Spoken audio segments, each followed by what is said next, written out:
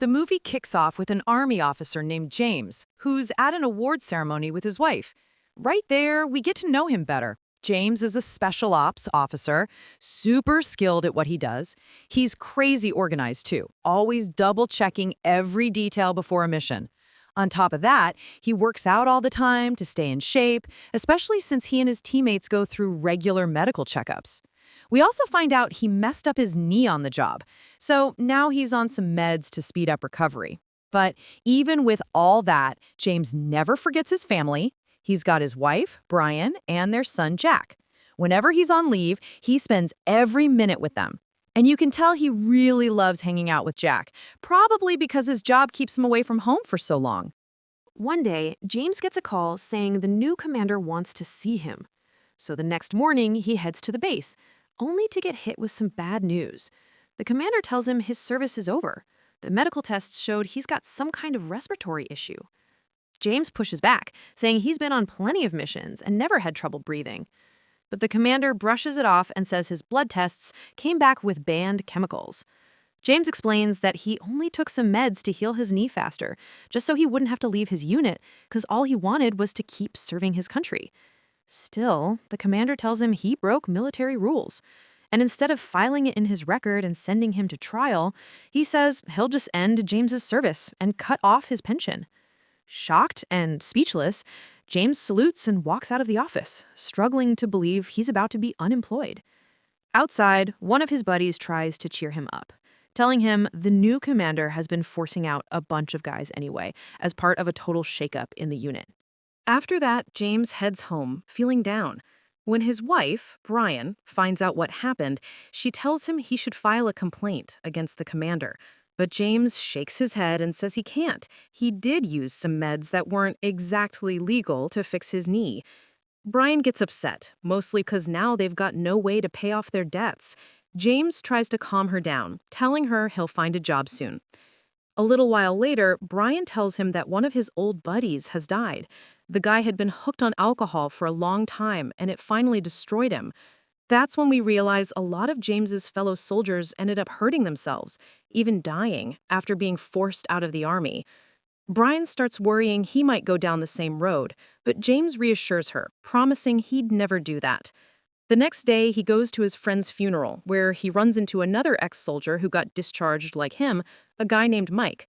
Mike invites James over for dinner at his place. When James goes over to Mike's place, he's shocked to see how fancy the guy's house is. After dinner, Mike finds out James is broke, and he's surprised. So he offers him a job. That's when James learns Mike works for a private security company. Mike explains that these companies handle special operations for the government, but off the books. James agrees, and a few days later, he goes with Mike to meet the boss, a guy named Rusty, who used to be a general in the army. Rusty sits down with James one-on-one, and James quickly notices Rusty has studied his whole file and knows everything about him. James asks what kind of missions they run, and Rusty tells him it's all about national security, but done quietly. He even reassures him that the law allows the government to work with private security firms. Then he says they've got a mission lined up in Germany and that James has been picked for it, under Mike's lead. To top it off, he hands James a check for $50,000 to clear all his debts. James takes the deal. James heads back home and hands Brian the check, but he lies and tells her he just got a job with a private company. Brian's worried, though. The pay is way too high, which to her means he's either going to be in serious danger or doing something illegal. James calms her down, saying the big paycheck is just because he'll be working overseas. The next day, James goes to the company's site, hands over all his personal stuff, and gets ready to travel to Germany under a brand new identity. Once he lands, he checks into his hotel. That's where he meets a teammate named Katya, who fills him in on the mission.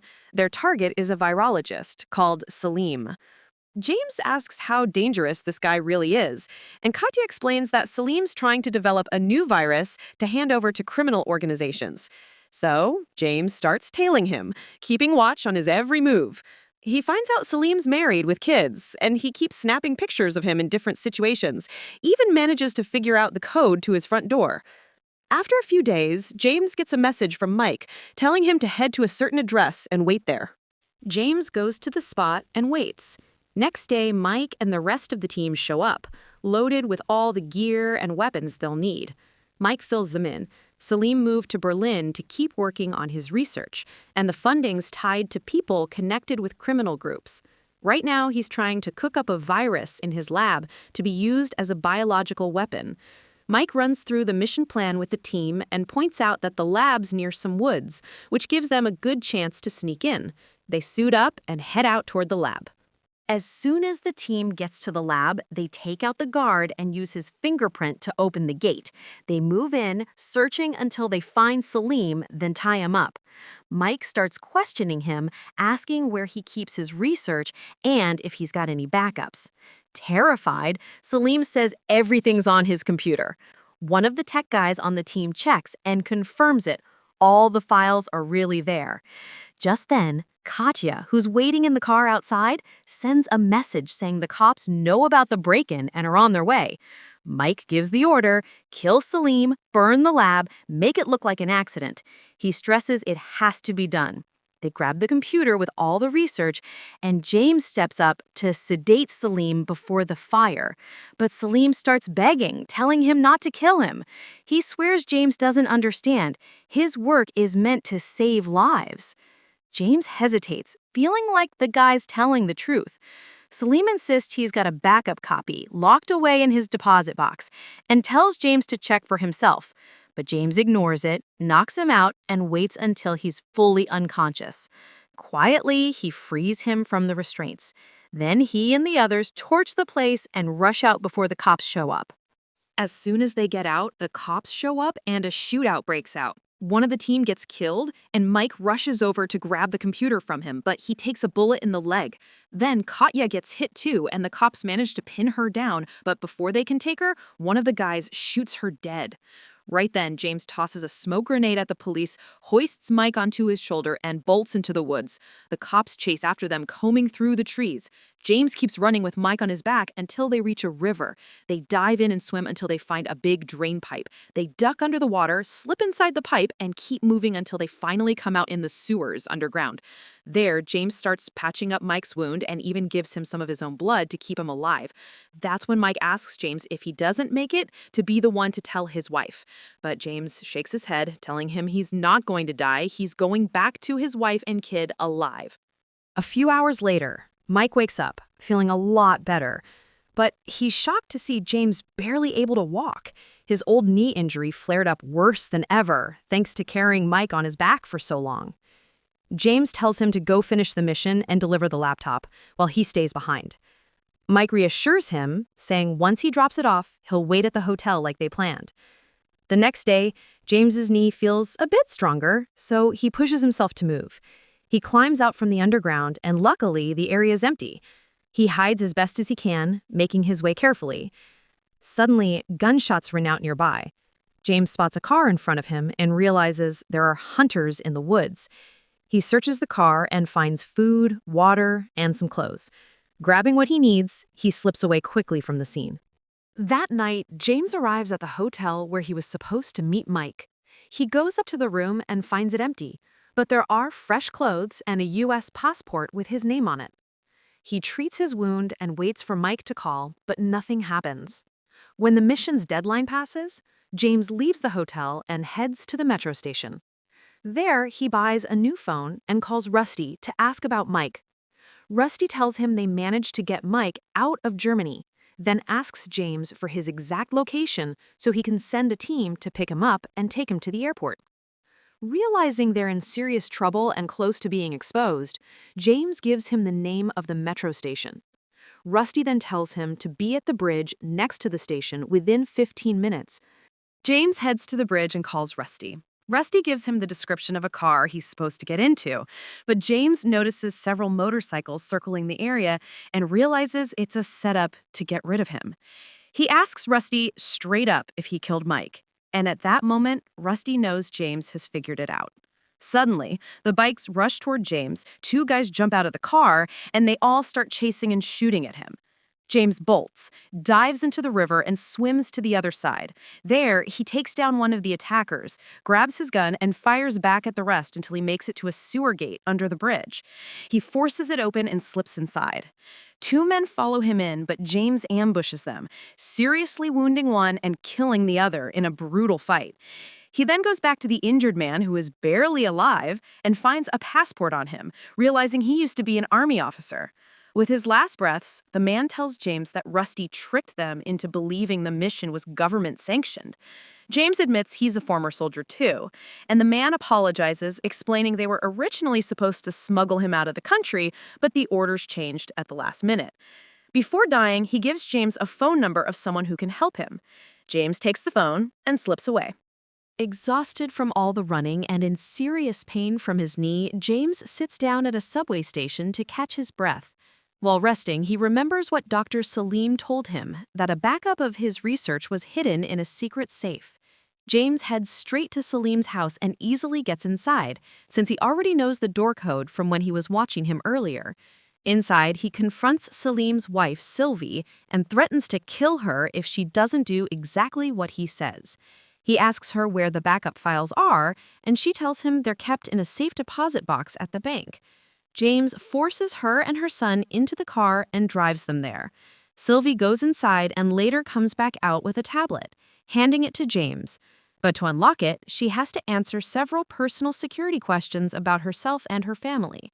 Once she answers, the tablet opens, and James finally sees the files he's been after. He then steps out of the car and walks away. That night, James calls the number he got from the guy who was chasing him.